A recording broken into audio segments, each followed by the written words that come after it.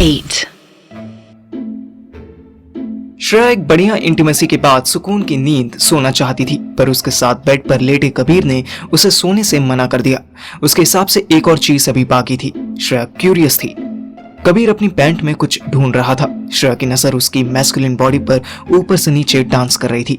श्रेया का मन फिर मचलने लगा। तभी कबीर ने जेब से एक पॉलिथीन निकाली। सीधे होकर बैठो। श्रेया उठी, खुद को आधे चादर से ढका और बेड पर बैठी। आंखें बंद करो अपनी। अरे पर ऐसा क्या? सुना नहीं मैंने क्या कहा?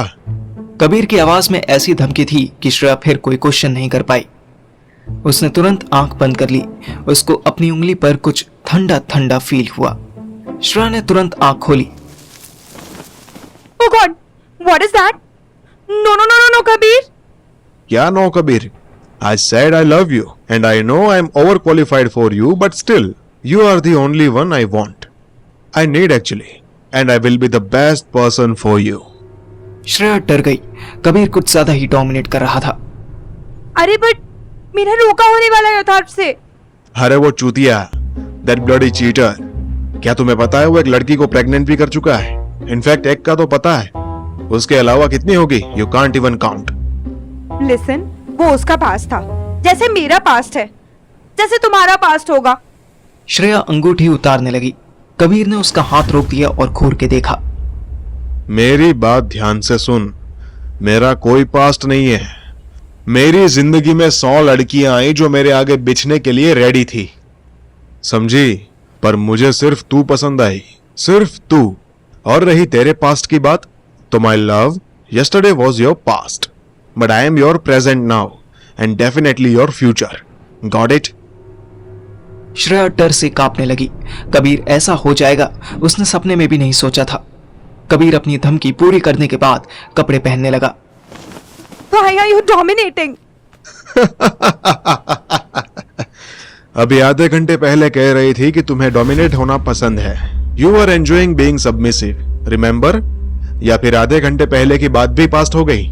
Listen, बेड पर डोमिनेशन की बात अलग होती है, बट लाइफ में। Shut up.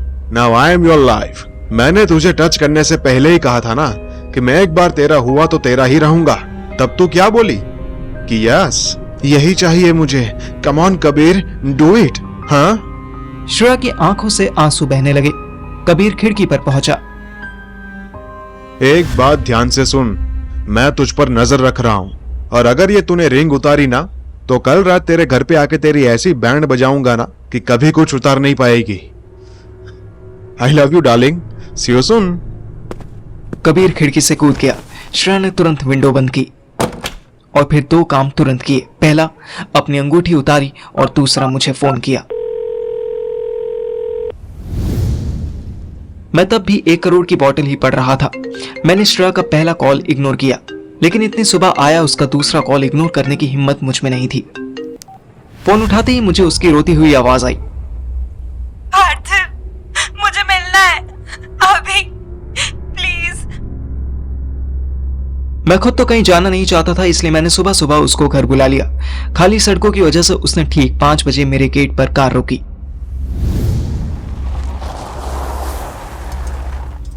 मेरी माँ के उठने में अभी 1 घंटा बाकी था। मेरी नॉवेल खत्म होने में अभी 10 मिनट बाकी थे। ये एक लव स्टोरी थी। मैं एक्सट्रीम टफ सिचुएशन पर पहुंच चुका था। अब जब जानना था कि हीरो का क्या हुआ, उससे पहले मेरी हीरोइन श्रेया आ गई। तेरी कार बाहर खड़ी देखी तो मम्मी भड़क जाएंगी, किसी और गली में पार्क कराती। मेरे इतना कहने की देर थी कि श्रेया बुक्का फाड़ फाड़ के रोने लगी। मैं उसको चुप कराने की कोशिश करने लगा। सिसकियां लेते हुए उसने सारी बात बता दी। मैंने वो अंगूठी भी देखी। श्रेया ने तब तो गुस्से में फेंक दी थी, लेकिन घर से निकली तो डर के मारे फिर पहन ली कि फिर कहीं कबीर ना देख ले। I'm trapped यार, I'm trapped, I'm fucked.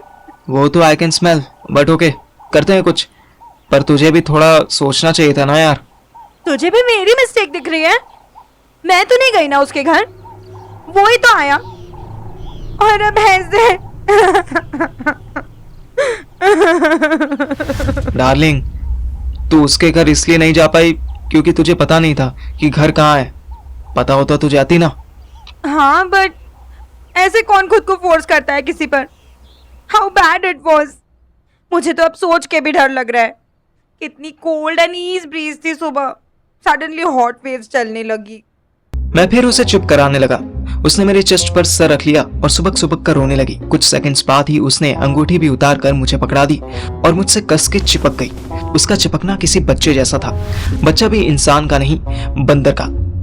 जैसे बेबी मंकी अपनी मम्मा से चिपक जाता है, वैसे ही वो भी मुझसे लिपट गई। 1 मिनट बीता, 2 मिनट बीता, 5 मिनट गुजरे तो मुझे फील हुआ कि सारी रात की जागी और ताबड़तोड़ सेक्स करने से थकी श्रेया बैठे बैठे सो गई थी।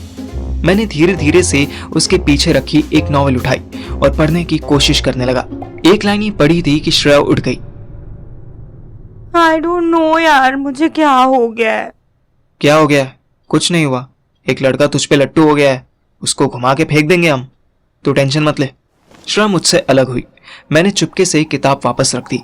वो अपनी आंखें साफ करने लगी। मुझे पता नहीं यार क्या हो गया है। I am craving for sex each and every night. I was like, वो होता साथ में तो ये होता तो, कोई नहीं तो तू ही इमेजिनेशन में आने लगता है यार। ओ पक, ये तो अथर वाले कीटाणु हैं। ये तेरे अंदर कैसे ट्रांसफर हो गए? डोंट नो, मैंने तुझे बताया था कि कबीर पहले भी आया था। उस बार मुझे डाउट लगा था कि मैंने सपना तो नहीं देखा, बट अब मुझे याद आ रहा है कि मैं तब भी उसके ऊपर अट्रैक्ट हो रही थी। अब वो फोर्सफुली शादी करना चाहता है। मैं क्या करूं पार्थिव, मैं किससे कहूं तेरे सिवा? अपने पापा से। वो बहुत बड़ा स्पाई है, ये तो तुझे पता चल ही जाएगा। लेकिन तेरे पापा बहुत बड़े, बहुत कुछ है। वो politician, businessman, father, contractor etcetera, हर फील्ड में बड़े हैं। उनसे help. Are you out of your mind? No, not yet, at least. यार बहुत मुश्किल से मम्मा ने उन्हें अथर्व के लिए मनाया था। अब कबीर ऐसे रात में आकर मुझे थ्रेटन कर गया। You know what will he do? No idea. क्या करेंगे? श्रेया मेरे कान के पास आई। कबीर की कॉन्ट्रैक्ट किलिंग करवा देंगे और मुझे भेज देंगे लंदन।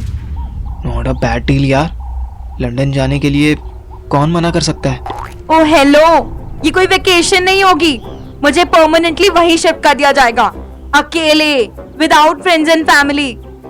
कितना सही कॉन्फिडेंस था कि जो नॉवेल में पढ़ रहा था उसमें भी हीरोइन का नया नया बाप उसे ऐसे ही जगह भेज देता है जहां वो अपने हीरो से बहुत दूर हो जाती है।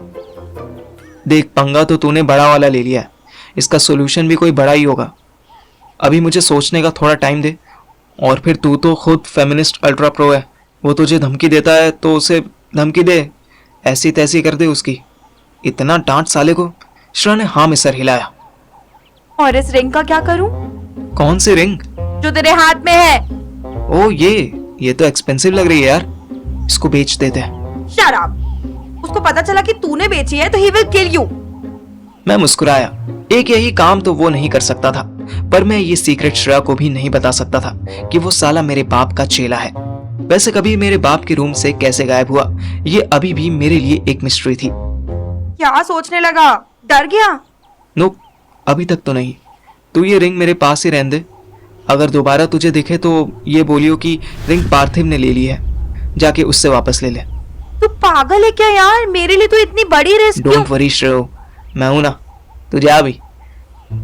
मम्मा किसी भी टाइम उठ सकती हैं, देख लेंगी तो गड़बड़ हो जाएगी। हल्की हल्की रोशनी होने लगी थी। चिड़ियों की आवाज और ठंडी हवा के रास्ते मैंने श्रेया को घर वापस भेज दिया। अब वो काफी रिलैक्स्ड थी।